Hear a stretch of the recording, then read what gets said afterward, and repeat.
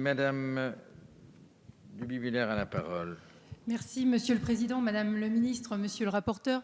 Je souhaitais profiter de cet article pour saluer le travail remarquable effectué par les acteurs locaux pour développer le covoiturage au plus près des besoins du territoire, avec notamment des moteurs de recherche qui mutualisent des demandes. C'est le cas de covoiturage-léman.org.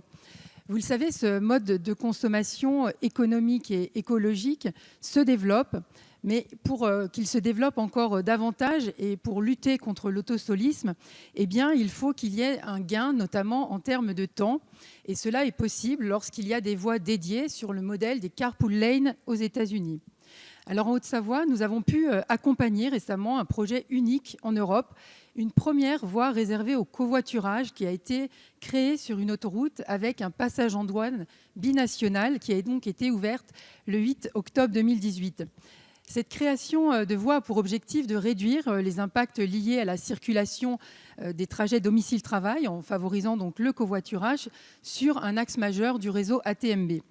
Car les bouchons, vous le savez, font partie du quotidien des travailleurs transfrontaliers. Et chaque jour, sur ce point précis, ce sont 22 000 véhicules qui empruntent ce passage vers Genève et la douane connaît des passages importants de saturation. Plus globalement, le canton de Genève enregistre chaque jour quelques 600 000 mouvements à ses frontières, dont la majorité concerne naturellement les travailleurs frontaliers. Avec ce projet, l'objectif est d'être plus innovant et plus engagé pour le développement du covoiturage au quotidien. Et cette réalisation commune entre la France et la Suisse est propice à désengorger le centre-ville et sera complémentaire au futur Léman Express, qui est donc le projet de RER transfrontalier qui sera mis en service le 15 décembre prochain.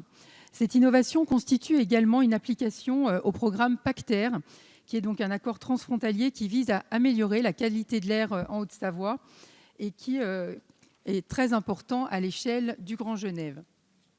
Cette voie, concrètement, correspond bien sûr à une demande. Dans chaque sens, la voie de gauche est réservée aux covoitureurs et elle est ouverte aux horaires qui correspondent naturellement à la mobilité pendulaire. Aujourd'hui, bien sûr, c'est une initiative locale qui est soutenue par le département de Haute-Savoie que nous devons continuer à encourager en France.